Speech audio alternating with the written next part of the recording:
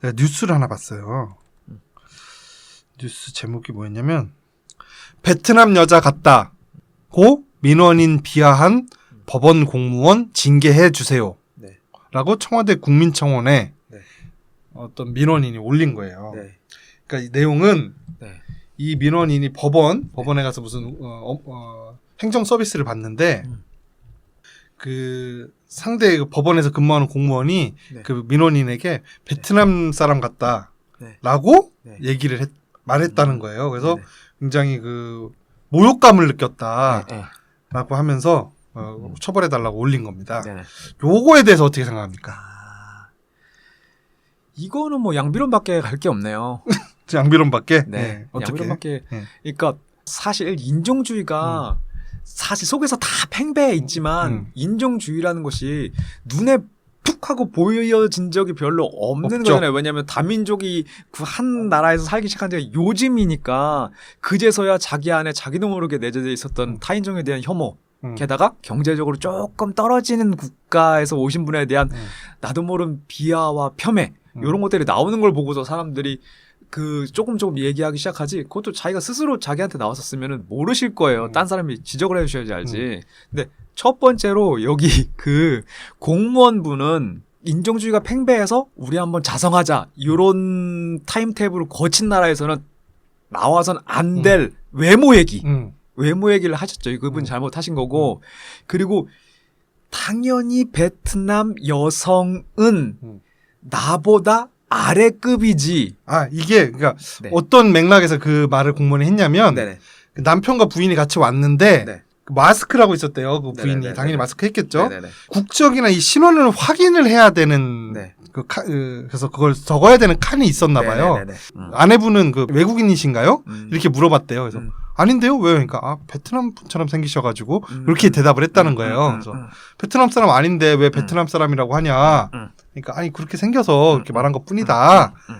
그렇게 생긴 것 그렇게 보여서 네, 네. 뭐 이렇게 이런 맥락에서 나왔대요. 네. 차라리 그러니까 그 공무원 분도 일단 외모에 대해서 얘기하지 않으셨으면 당연히 정답일 것이고 그 똑같은 상황에서 거기까지 얘기 나왔다라고 했었을 때 참 별꼴이야 그런 얘기하고 있어.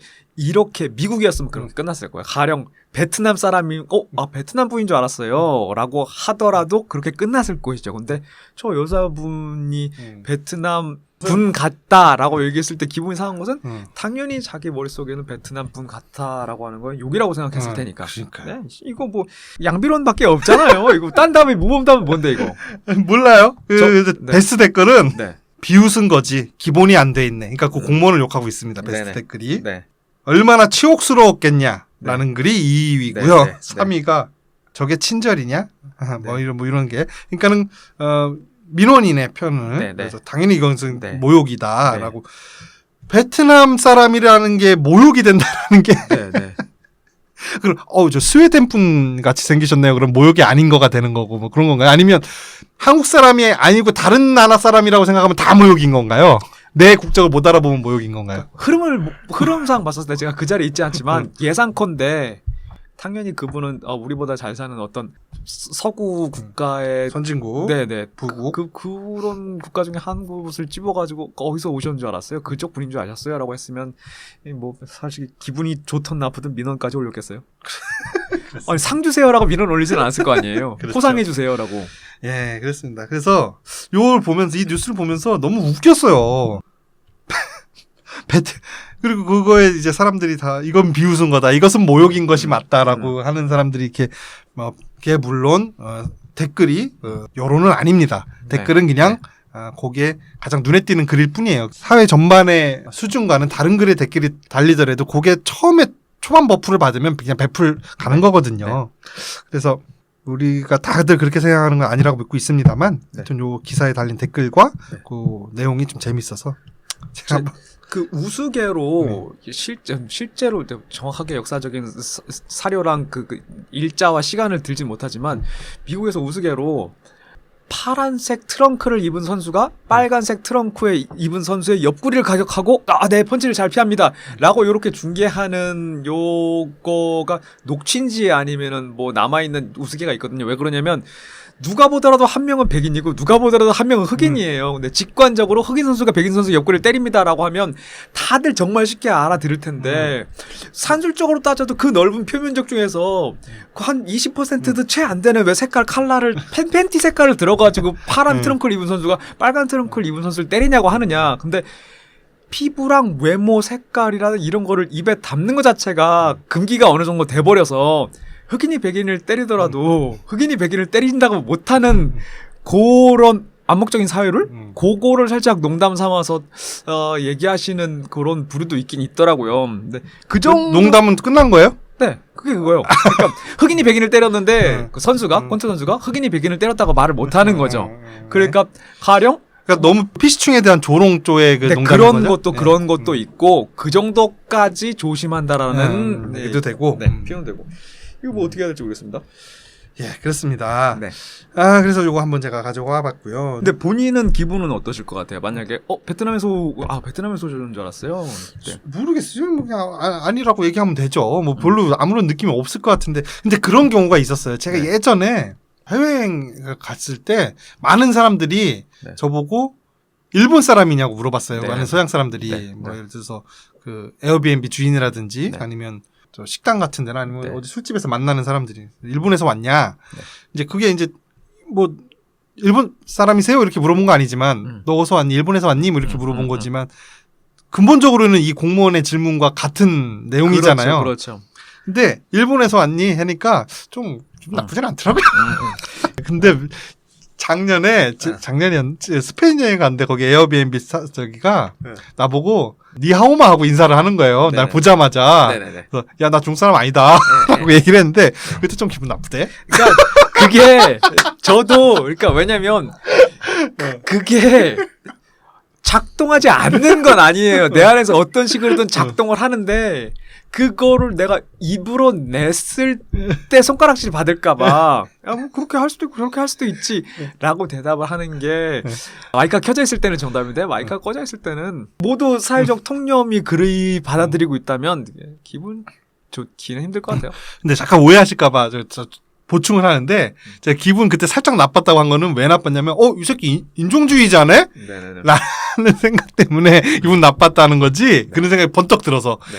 나를 중국인이라고 했다고 해서 그러니까는 우리나라보다 경제 수준이 경제 낮지도 않아 지금은 사실은. 네. 근데 못 사는 나라 사람이라고 얘기했다고 해서 기분 나빴다는 게 아니라 이 새끼 인종주의자네라는 느낌이 들어서 기분이 나빴다. 그리고 네. 너 일본에서 왔니라고 했을 때는 이 새끼 인종주의자라는 생각이 안 들었다 이거죠. 뭐 비슷한 원리죠. 그렇죠. 작동하는 원리죠.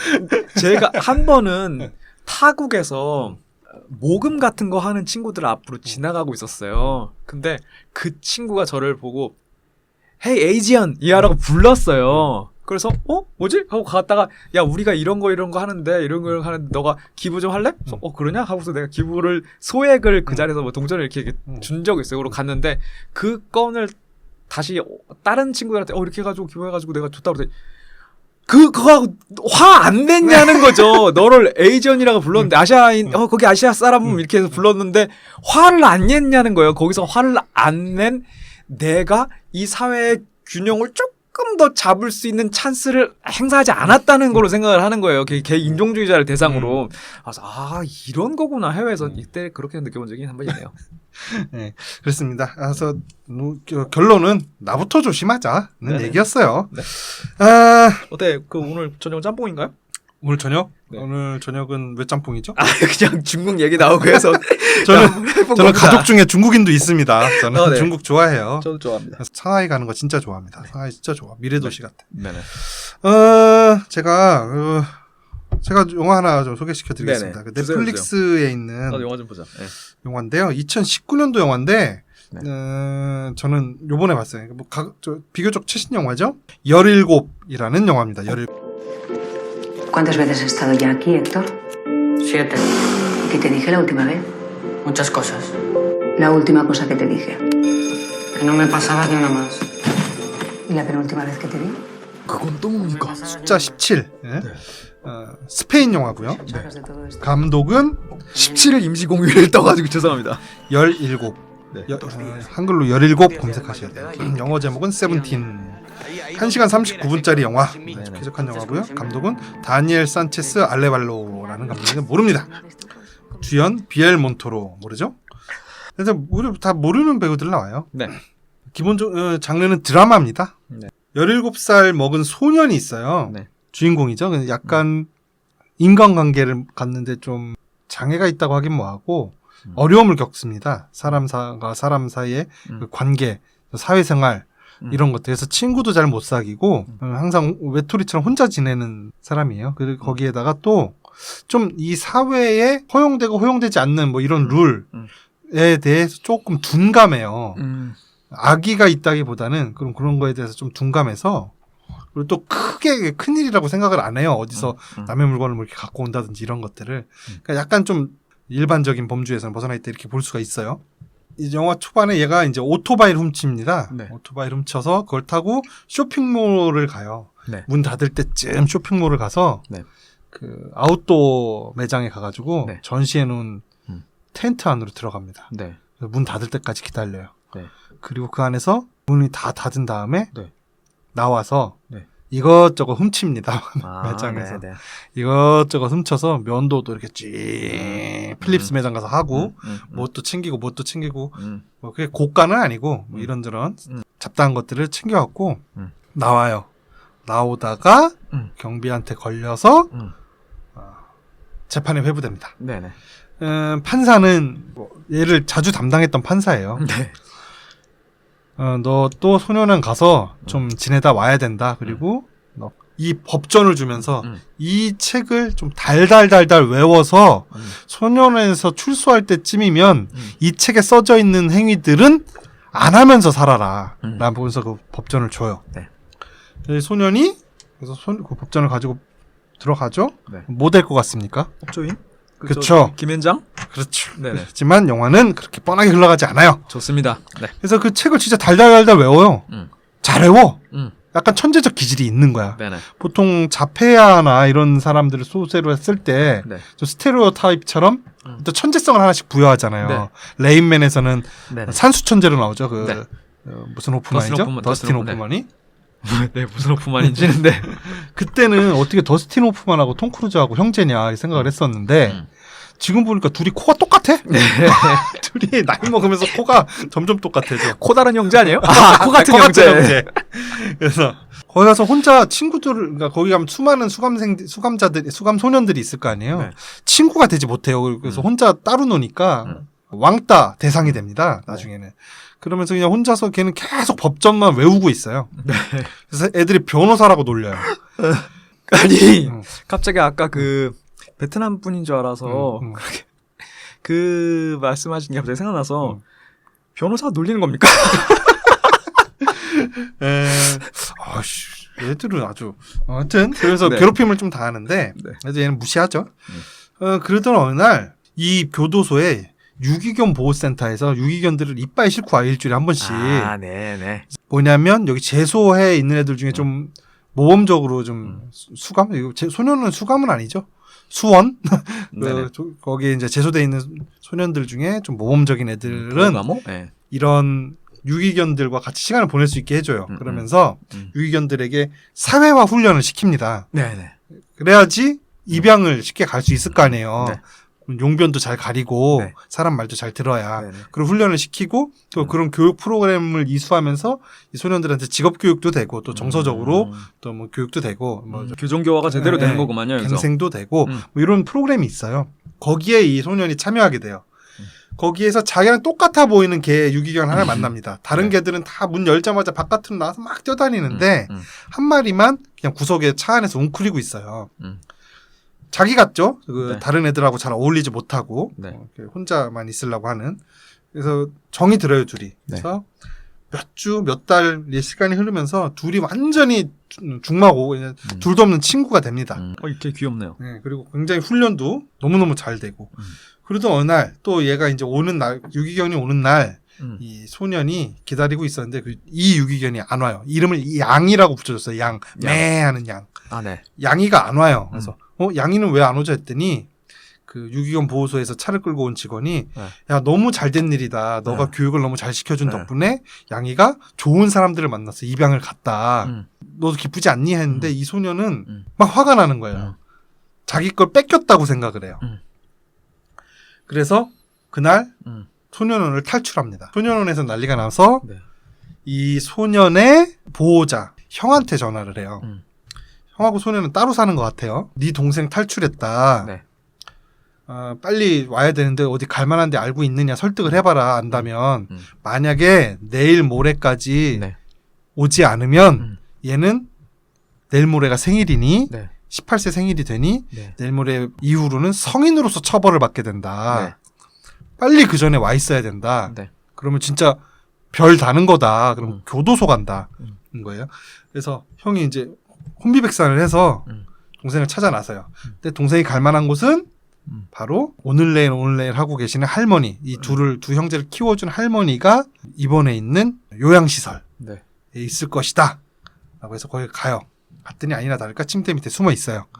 할머니를 끔찍히 여기는 동생이기 때문에 분명히 여기 올 거라고 생각을 한 거예요. 얘기하죠. 너 빨리 안 가면 교도소 가. 했더니 동생은 가기 싫대요. 대신 가려면 난 두 가지를 해결하고 가야 된대요. 하나는 내 양이를 찾는 거. 네. 그 다음에 또 하나는 할머니가 얼마 안 남은 것 같다. 침대 밑에서 의사가 와서 하는 얘기를 들었다. 네. 할머니 얼마 안 남았으니까 네. 얼른 할머니 고향 마을로 모셔다 드려야 된다. 그리고 할아버지 산소 옆에 우리 할머니를 묻어드려야 된다. 네. 하루 이틀 정도밖에 안 남은 것 같다. 그래서 형이 설득을 하지만 안 돼서 어쩔 수 없이 그러면 내가 데려다 주겠다 해가지고 형이 마침 또 캐러반 타고 다닙니다. 네네. 그래서 캐러반 타고 다니는 이유가 따로 있어요. 오케이. 어떤 이유가 있는데 그것까지 다 말씀 안 드릴게요. 오케이. 그래서 그 캐러반에다 할머니를 태우고 네. 이 동생을 몰래 숨겨서 태우고 여행을 떠납니다. 처음에 양이를 찾으러 가는데 양이를 찾기 위해서는 그 동물 보호소에 가서 누가 입양해 갔는지 알아야 되잖아요. 네네. 그 정보를 훔쳐오자 네. 해서 거길 가는 거예요. 근데 형은 훔치긴 뭘 훔치냐. 세상은 그런 식으로 움직이는 게 아니다. 가서 사정 설명을 잘 하고 협조를 받으면 된다. 라고 해요. 동생이 거기서 그리고 개인정보라 순순히 내주지 않아. 줄 수 없게끔 돼 있어. 왜? 법전을 달달달달 외웠기 때문에 이 동생은 다 알아요. 형이 콧방귀를 낍니다. 그러면 좋아. 가서 형 말로 해보되 차 열쇠는 꽂아놓고 가. 시동은 끄지 말고 가. 라고 합니다.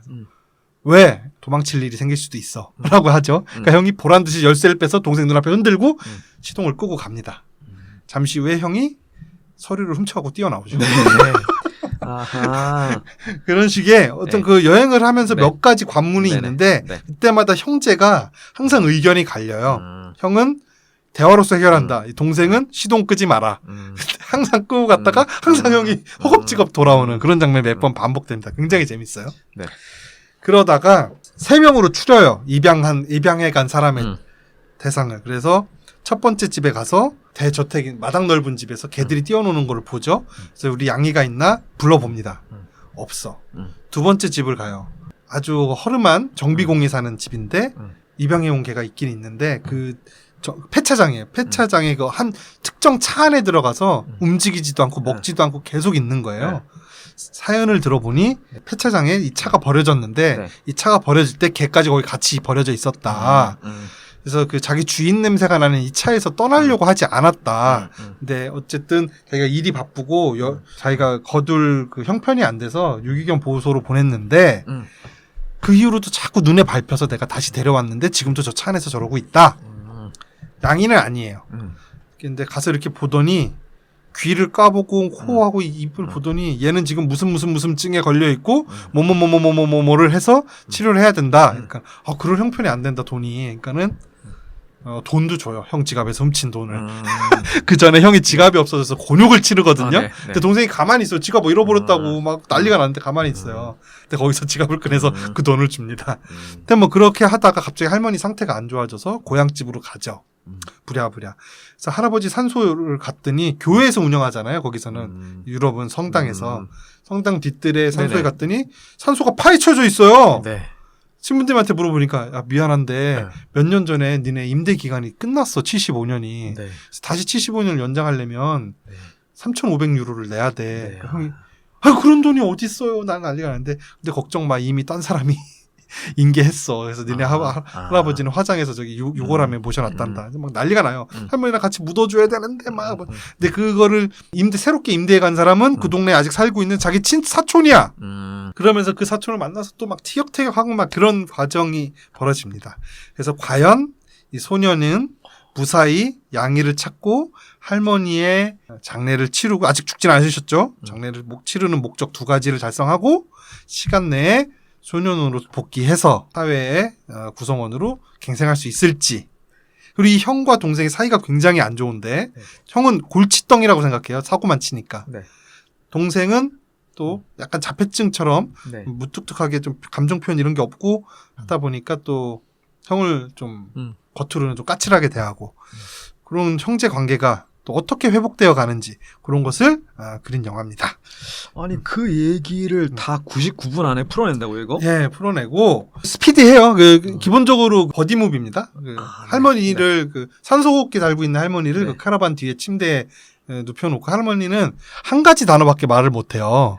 근데 이 동생은 할머니가 무슨 말 하는지 다 알아들어요. 완전 그르트네요. 네. 그런 것처럼 네. 파라카파 뭐 이 말인가 그거 하나밖에 못해요. 그리고 그러면서 그 형제 둘이 와서 티격태격하면서 여행을 하는데 쭉 여행을 하면서 이 두 형제에 쌓였던 앙금들이 이렇게 싹 눈 녹듯이 녹으면서 서로를 이해하게 되는 회복하게 되는 관계를 회복하게 되는 그런 과정이 나오고 그 과정이 스페인의 그 시골 마을들을 여행하면서 나오는데 거기서 의도적으로 스페인 관광청에서 만든 것과 같은 아름다운 풍광의 영상들이 계속해서 나와요. 너무너무 아름답습니다. 나는 스페인 여행 가서 대체 뭘 보고 온 거냐 라는 생각이 들 정도로 이건 나중에 이 영화에 나왔던 곳들 지명들을 알아서 거기를 이렇게 한번 렌트해서 쭉 한번 도는 여행을 해도 굉장히 좋을 것 같은 그런 영화거든요. 거기에다가 이 동생과 형이 티격태격 할 때 생기는 그 굉장히 웃긴 상황들이 타율이 되게 좋아요.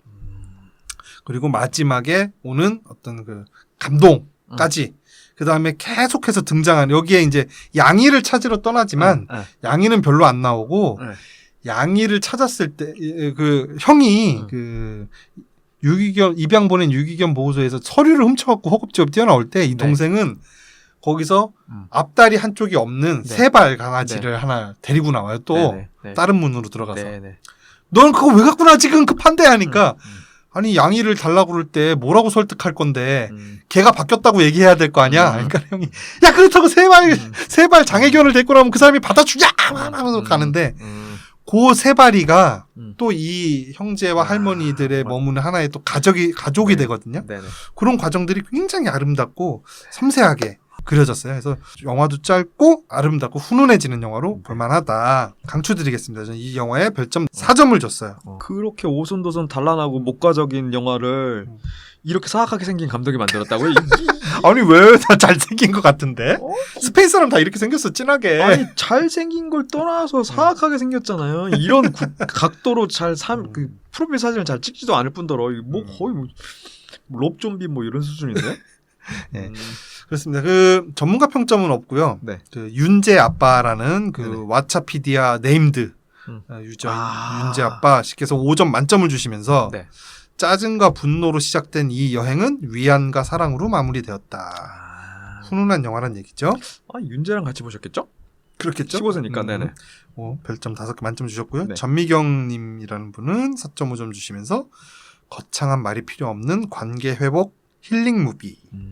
이렇게 말씀하셨고 여러분들도 주말이나 아니면 좀 이런 때 막간을 이용해서 영화 짧으니까 한번 보시면 괜찮을 것 같습니다. 그래서 한번 소개해드렸습니다. 네, 이 포스터도 그 말씀하신 게 진짜 이 포스터 한 장에 다 담겨 있어요. 이 트레일러, 이 카라반 차랑 뒤에 실려 있는 휠체어, 옆에 앉아 있는 개, 그 카라반 위에 앉아 있는 그 형제랑 그 주변의 풍광들.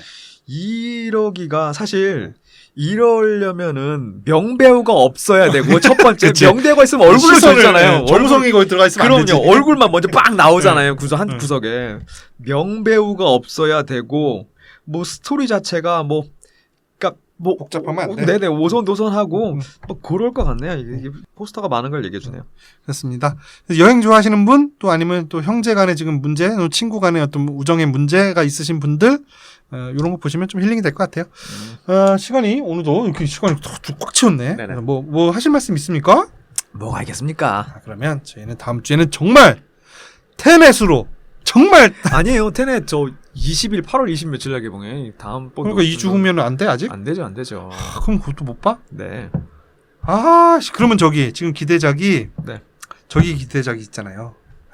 그거 모르셨죠? 몰랐죠. 얘기를 해줘야지. 아니 지금 우리 지금 한국 영화 중에 네. 다만 악에서 구하소서 황정민 나오고 네네. 이정재. 네. 나오는 이 뭐 평 어떻습니까 이거? 아직 뭐 개봉 안 했으니까 평이 없는데 평론가들이 개봉하기 전에 또 다른 영화들이 근데 있는데. 개봉하기 전에는 그 오픈을 안 하잖아요. 네, 평을. 근데 강철비 2는 있었거든요. 평이 공개가 됐었거든요. 그거는 좋으니까 일부러 그러니까 엠바고 그러니까 자신감이 있는 영화들은 평이 먼저 나온다고 그러면 살짝 그렇고 살짝 겁나고 일단 보기는 볼게요. 네, 전 제가 보기에는 이정재나 황정민이나 그 시나리오 선구안이 좀 괜찮은 것 같아요. 네. 그래서 저는 좀 보려고 하고 있고 요거를 그러면 저희가 다음에 네. 이게 언제 개봉이지? 이게 스토리 분위기는 피칠갑이 될 것 같은데 또 15세란 말이야. 이러면은 뭔가 이거 도중하치 않은 느낌이 없잖아 있는데. 8월 5일 개봉이니까 네. 그럼 우리가 보고 한 일주일 묵혔다가 저기 해야 되네. 요거를 한번 저희가 예고를 해서 다음 주에 하는 걸로 다음 주에 하는 걸로 한번 하겠습니다. 보겠습니다. 지금까지 이 작가였습니다. 네, 노또상이었습니다. ¿Qué tiempos aquellos, Cuando fuimos hermanos.